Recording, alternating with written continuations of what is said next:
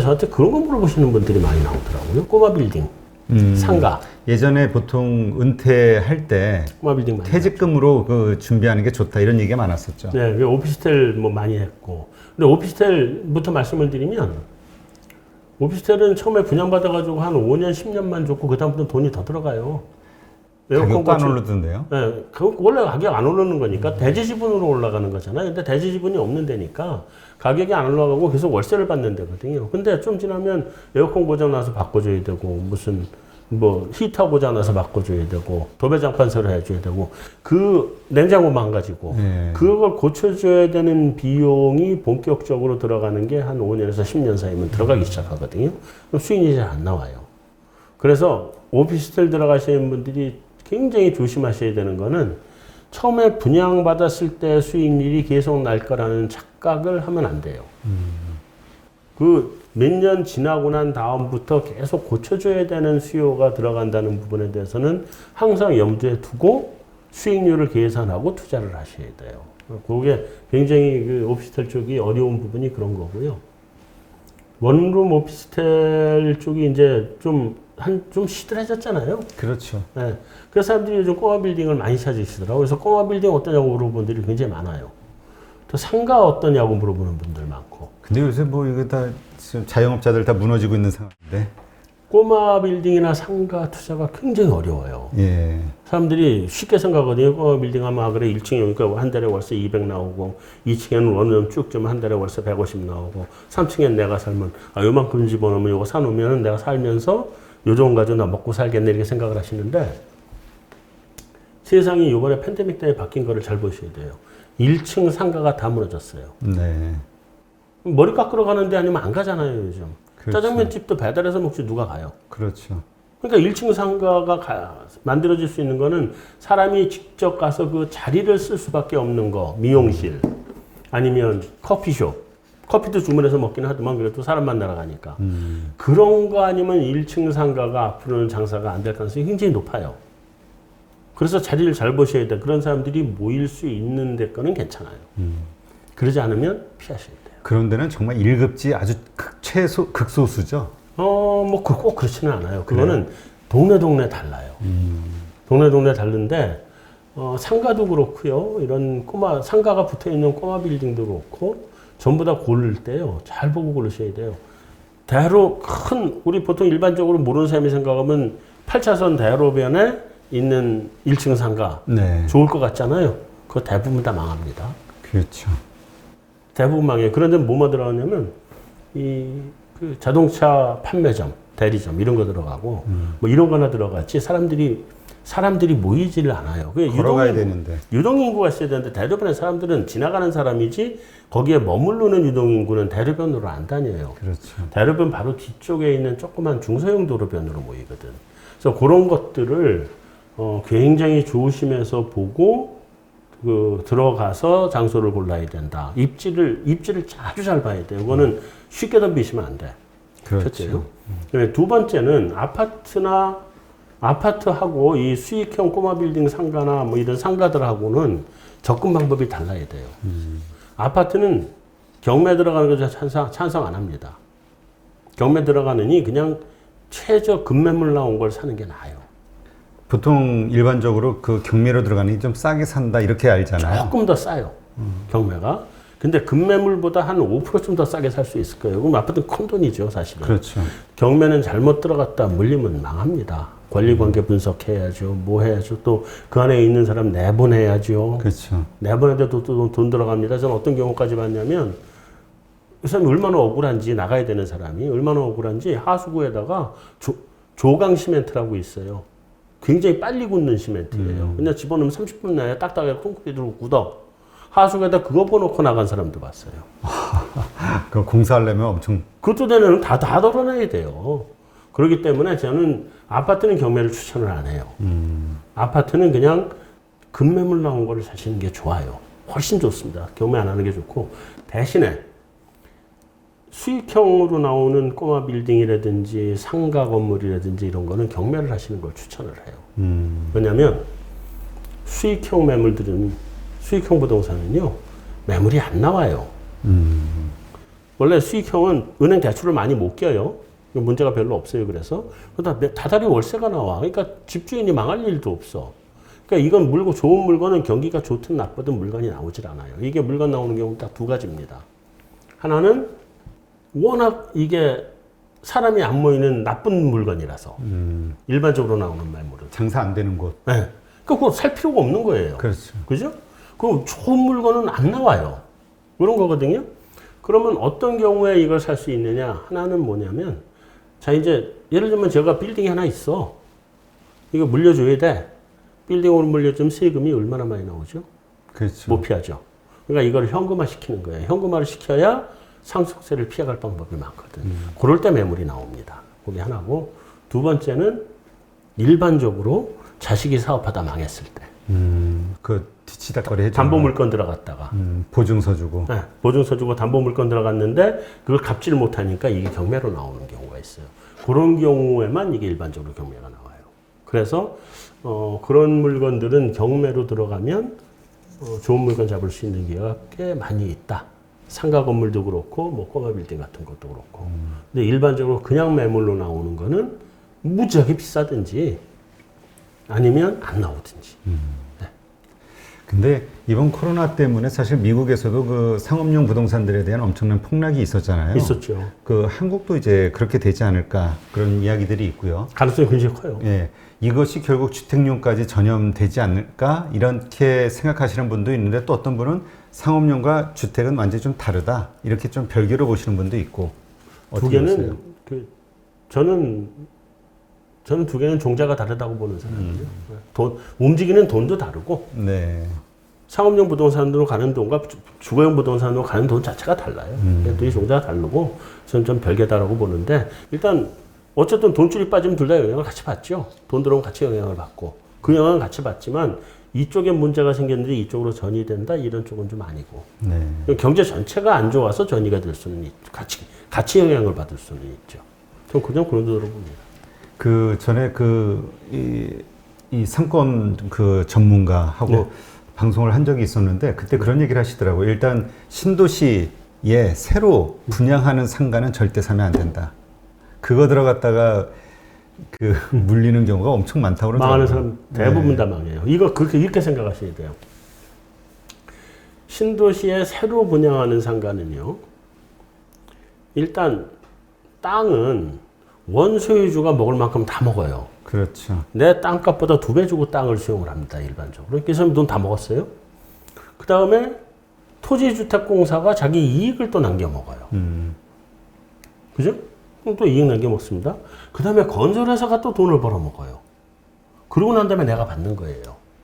그 앞에 모든 이익은 다 이 사람들이 다 갖고 간 거예요. 그래서 웬만하면 상가 신규 분양 나오는 거 있죠? 네. 그거는 첫째, 그런 면에서 안 건드리는 게 좋다.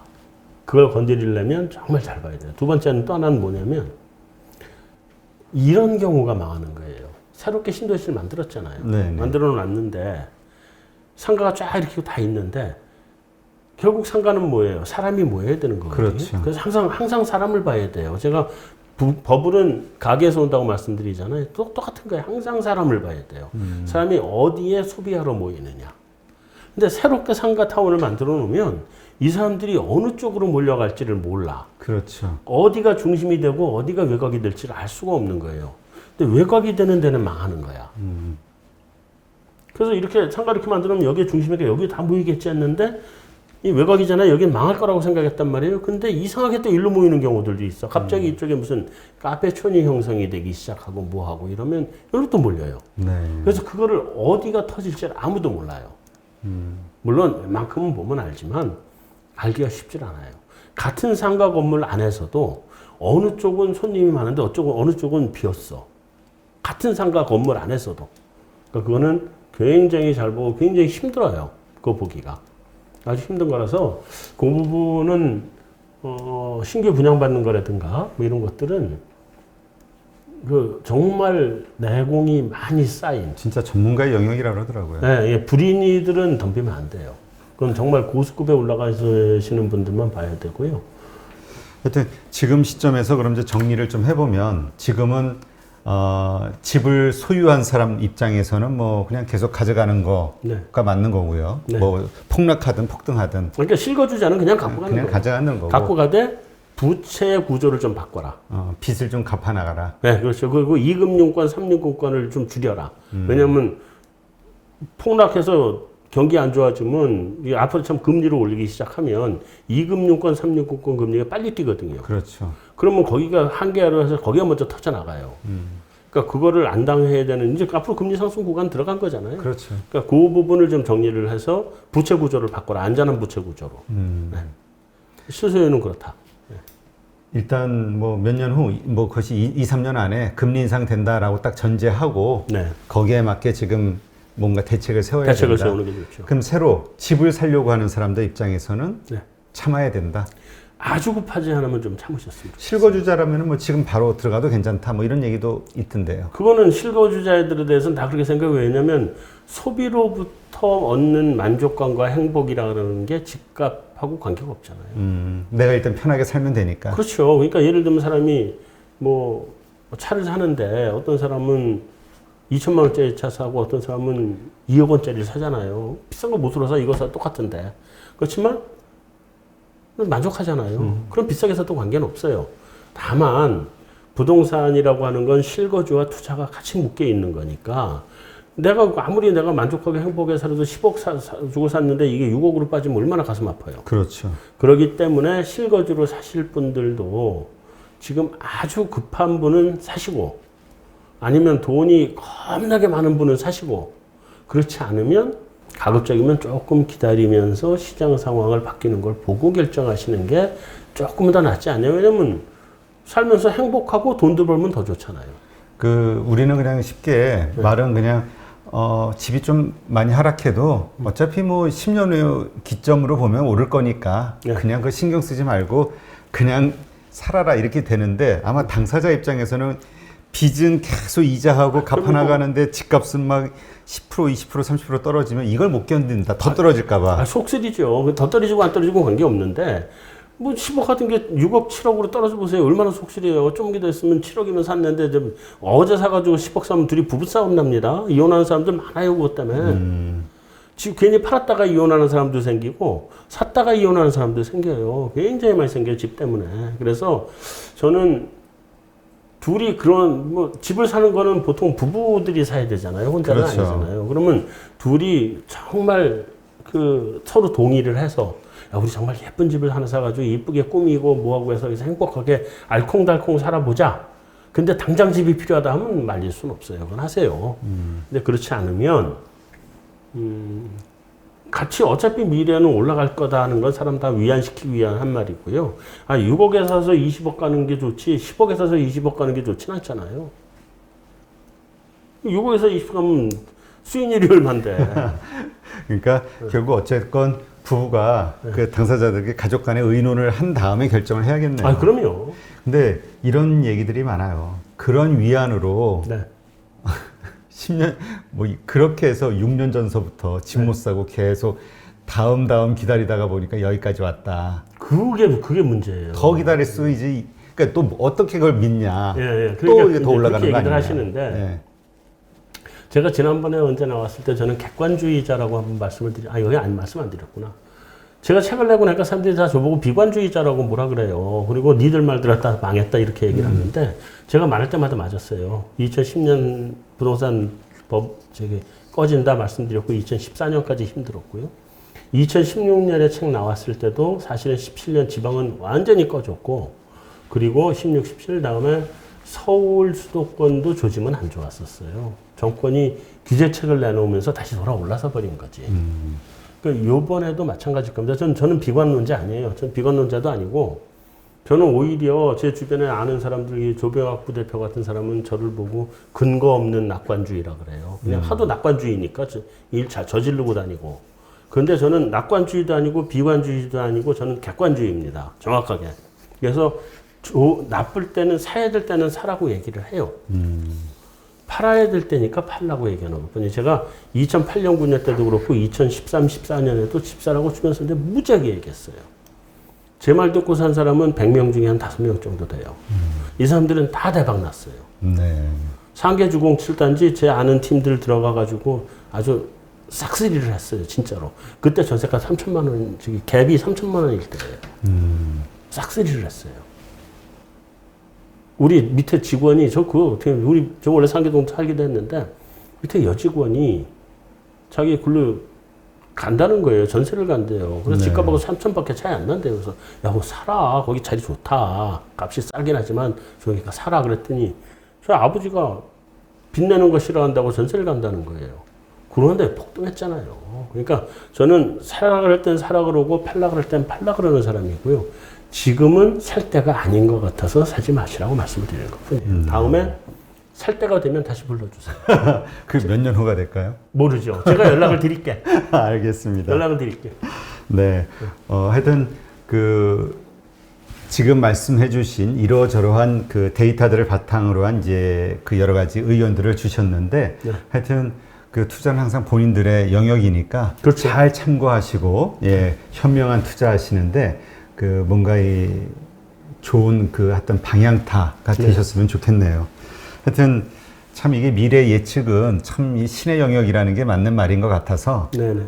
저도 나름대로 이렇게 되지 않을까라고 생각했던 것들이 워낙 이게 틀어지는 경우들이 변수들이 많이 생기면서 안 맞죠. 예, 하여튼 뭐가 됐든 하여튼 많은 분들이 그 피해를 좀 입지 않고 좀 희망을 갖고 살아갈 수 있는 뭐 그런 세상이 왔으면 좋겠는데 하여튼 뭐 이 경제 논리라는 건 뭐 그렇게 쉬운 건 아니죠. 네네. 네, 이제까지 현대경제연구원 한상환 고문님과 함께했습니다. 네, 감사합니다. 감사합니다.